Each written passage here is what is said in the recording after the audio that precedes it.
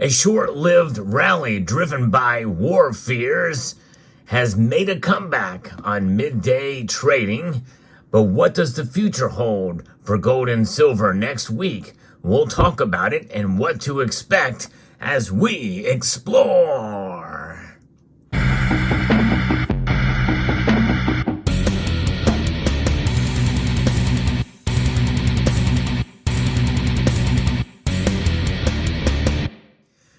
When I posted my prior video about the counterattack that Israel made against Iran, gold and silver had spiked fairly dramatically, but it did not take long.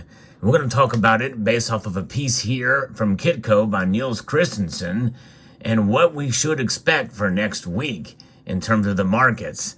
And I agree with most of this analysis, but I want to insert some of my comments in there as well, too, because I think there's some expectations that I think many of us have, and that there's a lot of other things that we have to start thinking about yet again, and that is the fundamentals.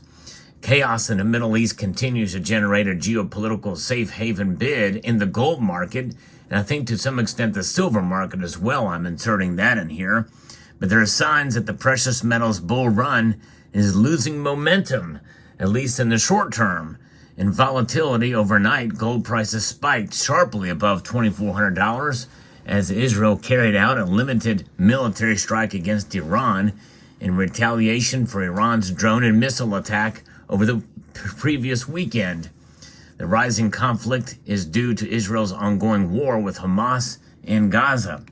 But the gold market could not hold its overnight gains and is preparing to close the week out, consolidating around $2,400 an ounce, or a little less than that as I record this video. In fact, as I record this video, moments before the markets close, gold is up, but only up by just over a third of a percentage point, up $8.40 to $2,387.10. It did reach a high of $24.02, but got down as low as $23.71. Silver, though, is a different story. It's far outperforming gold today, up 36 cents, a 1.25% increase to $28.64. It got within 14 cents shy of $29, and it just barely scraped $28 at the low today. Analysts note that Friday's overnight spike was down from last week's record intraday high of $2,448.80 an ounce, a sign that even geopolitical uncertainty is losing its grip on the market, and that is something we should be prepared for. I'm going to have another video talking about that later on in the weekend, so I hope you will stay tuned to the channel for that video. The thing with the Iran and Israel story is that there isn't much firepower left in it for now. When Israel initially attacked the Iranian embassy, when in reality it was a consulate, and even that is up for debate, but everybody keeps saying embassy, but in reality they did not hit the embassy. Market players were anticipating a big response. The Iranian response was more show than anything else, and traders paid attention to this, according to Niam Aslam, Chief Investment Officer at Zayed Capital Markets. The Israeli government's response has been very, very limited, and now traders are not concerned about this matter. All of this has put the gold price in a consolidation zone with a risk to the downside, and that could be what we experience next week. What kind of prices are we talking about? Well, I'll get into that because I'm going to speculate on what gold and silver prices are going to be next week. But again, I am just here just to give my viewpoints, but they're just that, and they may not be right. Some analysts have said that as geopolitical tensions stabilize, the market could start to focus on a more fundamental dynamics in the marketplace, which does not bode well for gold in the near term, but it does in the long term, no question about it, and I think it also does in the medium term. In other words, likely before the end of the year. We'll get into that later too.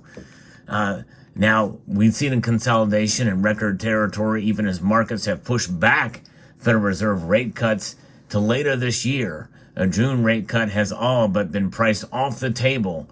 And the CME Fed Watch tool now puts July rate cut as relatively even odds. And that's where my prediction was, is that they were going to cut rates in July. And that may be even off the table. But I think if they're going to do it, it may be then or maybe September.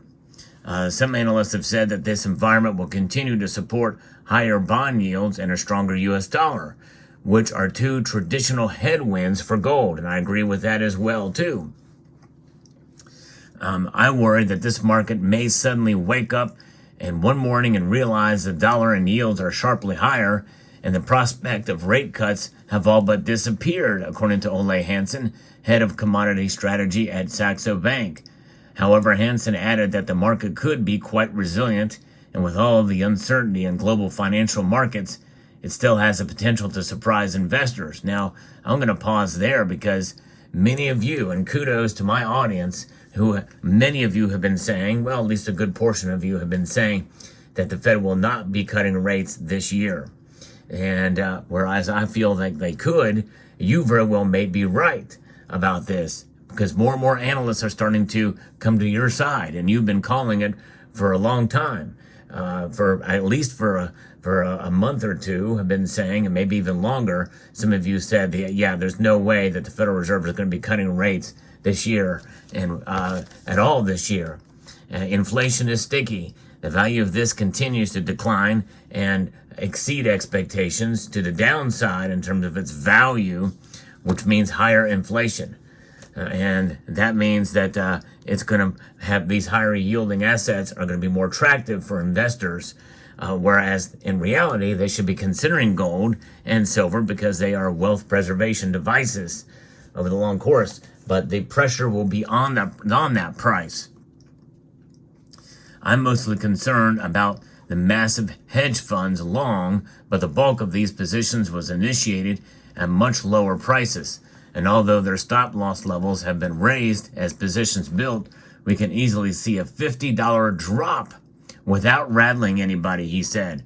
From a trading psychology perspective, it makes sense that some trigger-happy longs would start to make some chips, would take some of the chips off the table.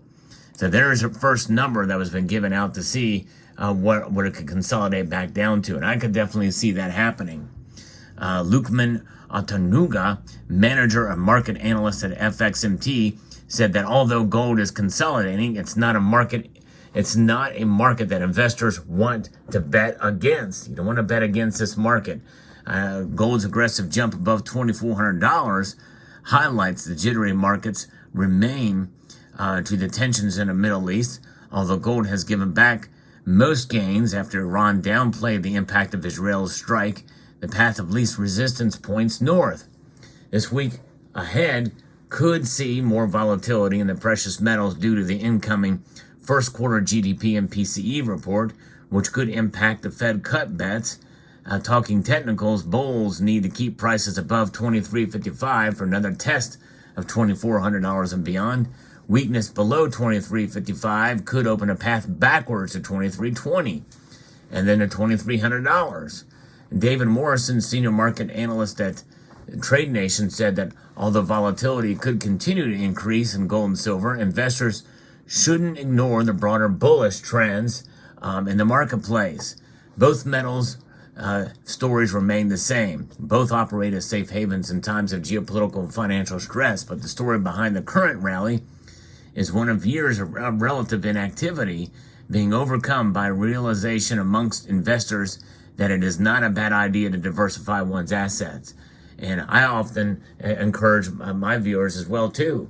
You know, I believe in gold and silver, but if you want to take and bet on other things in the stock market, cryptocurrencies and the like, have at it.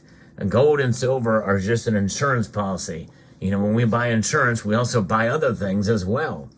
So no question, but you have to understand the risk involved in some of that investment strategies. But we'll see here. Now, next week, the Federal Reserve will start its 2-week blackout period ahead of its May 1st monetary policy decision. So markets will have to evaluate the economic data without any guidance. On the docket is the core March Personal Consumption Expenditures Index, the central bank's preferred inflation gauge, markets will also get a first look at the first quarter gross domestic product. The market will also receive some more housing sales data and reports on the health of the manufacturing sector. In central bank activity, markets will closely listen to what the Bank of Japan says in its monetary policy decision as its currency trades at new multi-year lows against the U.S. dollar. And I don't think they've risen rates over there at the Central Bank of Japan. And so what are we going to looking for next week? Tuesday, the S&P Flash Manufacturing and Services Sector PMI, new home sales, will occur on Tuesday. Wednesday, we'll get durable goods orders news in. Thursday, advanced quarter one GDP numbers, weekly jobless claims, pending home sales, Bank of Japan monetary policy decision, and then next Friday, core PCE and personal income and spending. A lot of those things could have an impact on the price of gold and silver. And so watch out for some volatility and some numbers there. But I think we could see gold and silver fall. Gold, I think, potentially could fall back into the 23.50 range, maybe even 23.25. Silver, we could fall back into the high 27s. Below 28, I think, is what we're going to see for silver next week, barring any surprises in some of these numbers that are just rattled off from Tuesday to Friday of next week. Barring that, I think that's where the prices are going to go. But if so, well, that's normal. Consolidation is actually healthy. We've heard that talk before, and I don't think it takes away from the overall bull market for both of these metals. So stay tuned. We'll see what happens. So I hope you found this video informative, insightful, and educational. And also want to encourage you to please rate this video. That means press that thumbs up button. Share this video as well. And I want to encourage you to please, if you haven't done so already, and find value in the content I provide here, subscribe to the channel.